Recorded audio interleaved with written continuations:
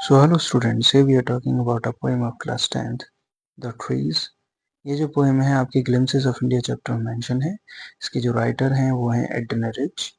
Edna rich की एक और पोएम क्लास 12th में है, आंट जेनिफर टाइगर्स। तो वहाँ पर एडना रिच महिलाओं के इंटिमिडेशन के बारे में बात करते हैं और जो मेल डोमिनेंसी रहती है महिलाओं पर उसके बारे में एडना रिच बात करती हैं। मीन्स आपको दिखाई देगा हमेशा फेमिनिज्म के बारे में बात करती हैं एडना रिच। और यहाँ पर भी महिलाओं के एक्सपोजर के बारे में बात करा गया है ट्रीज के जरिए। तो हम स्टार्ट करते हैं विदाउट वेस्टिंग टाइम कि क्या सिंबॉलिक मीनिंग है। So the trees inside are moving out into the forest. Means जो पेड़ अंदर अंदर थे वो अब जंगल की तरफ बढ़ रहे हैं। The forest that was empty all these days. ऐसा जंगल जो अब तक बिल्कुल खाली पड़ा हुआ था। मीन्स इन दिनों तक अब तक खाली पड़ा हुआ था। Where no bird could sit. और इस जंगल में कोई भी पक्षी ना तो बैठ सकता है, नो इंसेक्ट हाइड, ना पक्षी ना ही कीड़ा कोई छिप सकता है, नो सन बरी इट्स फीट इन शैडो। और ना ही यहाँ पर किसी पेड़ की छांव है। The forest that was empty all this night. ऐसा फॉरेस्ट जो इतनी रातों तक बिल्कुल खाली पड़ा हुआ था। Will be full of trees by morning. सुबह तक आते आते यहाँ पर बहुत सारे पेड़ हो जाएंगे। तो देखो ये मतलब था इनकी लाइंस का। अब मीनिंग क्या है। मीन्स यहाँ पर बोला जा रहा है कि जो महिलाएं घर पर वर्क कर रही थी अब तक घर के अंदर थी, अब वो अपनी स्टेप बढ़ा रही हैं बाहर की ओर, संसार के तरफ।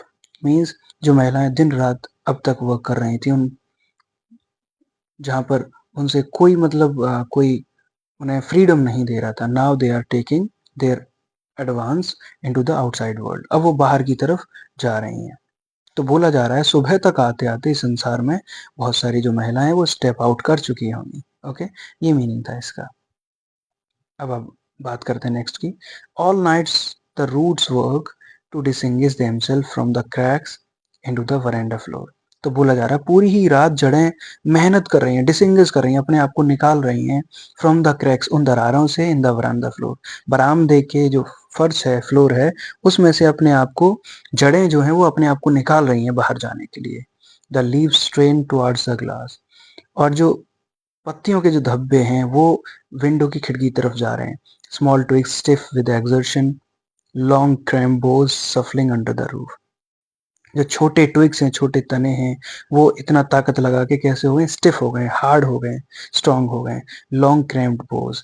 लॉन्ग का मतलब लंबे, क्रैम्प्ड माने टेढ़े मेढ़े, है ना, या फिर तंग हुए, टेढ़े हो जाते हैं वो। बोझ माने शाखाएं, सफलिंग कर रही हैं वो अंडर द रूफ, छत के नीचे वो सफलिंग कर रही हैं, शेकिंग कर रही हैं, इधर से उधर जा रही हैं।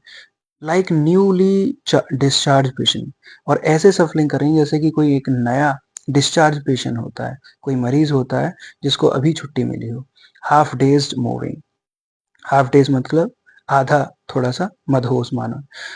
Moving to the clinic doors. जो क्लिनिक डोर्स की तरफ जा रहा हो, मतलब बाहर की तरफ निकल रहा हो। इसका मतलब क्या है कि यहाँ पर जो है महिलाएं जो पूरी रात वर्क करती हैं अब वो संसार की तरफ बाहर बढ़ रही हैं। बहुत सारे मतलब इतना ज्यादा हार्ड वर्क करके भी अब उन्हें दिखाई दे रहा है कि now they want to go outside. अब वो बाहर जा रही हैं। अब बहुत सारे प्रोफेशंस में महिलाएं हैं। अब वो जो डोर है, जो बाहर का संसार है, उसकी तरफ वो अग्रसर हैं। ओके, अब एडना रिच खुद के बारे में बोल रही है। I sit inside. मैं अंदर बैठी हूँ। Doors open to the veranda, writing long letters. और जो दरवाजा है वो बरामदे तक खुला हुआ है और वहां पर बहुत लंबे लंबे लेटर्स एडना रिच लिख रही हैं। In which I scarcely mention the departure of the forest from the house.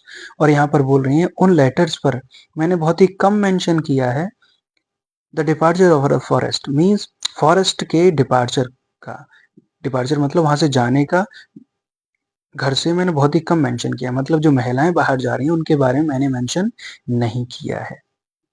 The night is fresh. जो रात है वो बिल्कुल फ्रेश है, मतलब अभी रात हुई है। The whole moon is shine. और जो चंद्रमा है वो पूरा चमक रहा है। In a sky still open. और जो आकाश है वो बिल्कुल अभी खुला हुआ है, मतलब चांदनी रात है। The smell of leaves and lichen still reaches like a voice into the rooms. तो बोला जा रहा है जो स्मेल है लीव्स पत्तियों की और लाइकिन की, लाइकिन जानते हैं ना, लाइकिन कॉम्बिनेशन होता है फंगी और उसका एल्गी का, ठीक है ना, इसको ही लाइकेन बोलते हैं।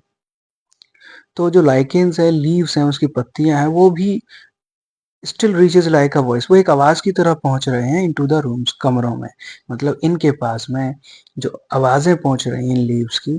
तो इसका सिंबॉलिक मीनिंग क्या है कि महिलाओं की अनहर्डेड वॉइस, जिनको कोई नहीं सुनता, वो एडन रिच के पास में पहुंच रही हैं, ठीक है। My head is full of whispers which tomorrow will be silent, बोला जा रहा है मेरा जो सर है वो पूरा विस्पर्स से भरा हुआ, विस्पर्स मतलब फुसफुसाहट से, मतलब विस्पर्स माने फुसफुसाना, तो मेरा जो सर है ना वो पूरा फुसफुसाहट से भरा हुआ है, जो कल तक बिल्कुल शांत हो जाएगा, tomorrow will be silent. Listen, सुनो, द ग्लास इज ब्रेकिंग, देखो वो जो विंडो का शीशा था ना वो टूट रहा है, बोला जा रहा है। The trees are stumbling forward, और जो पेड़ थे वो अब स्टम्बल कर रहे हैं, एक जगह से दूसरी जगह गिर रहे हैं आगे को। इनटू द नाइट, रात में, wind rush to meet them, और जो हवा थी, जो नई बाहर की हवा है, वो उनसे मिलने को वो भी क्यूरियस है। The moon is broken like a mirror, तो बोला जा रहा है यहाँ पर जो चंद्रमा है वो तो ऐसे मानो शीशे की तरह टूटा हुआ है। इट्स पीसेस, इसके जो टुकड़े हैं, फ्लैश ना, वो ऐसे चमक रहे हैं, in the crown of the tallest oak, ऐसे मानो जो लंबा बलूत का पेड़ है, ओक ट्री है, वो उसके अंदर से बिल्कुल उसके टुकड़े दिखाई दे रहे हैं।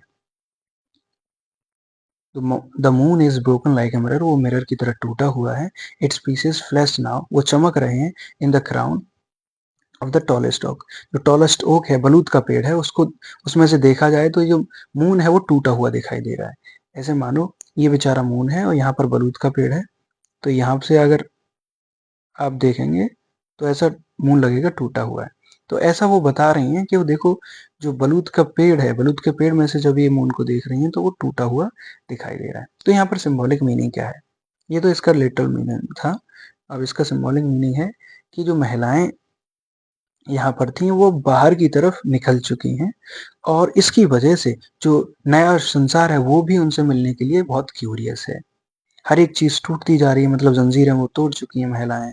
So now they have stepped out of the inner home, मतलब जो इनसाइड वाला होम था उससे बाहर निकल चुकी हैं, अब बाहर पहुंच गई, मतलब आगे वाले संसार में। ओके, सो ये एडन रिच ने लिखा है, बहुत ही अच्छा पोएम है, महिलाओं के बारे में है।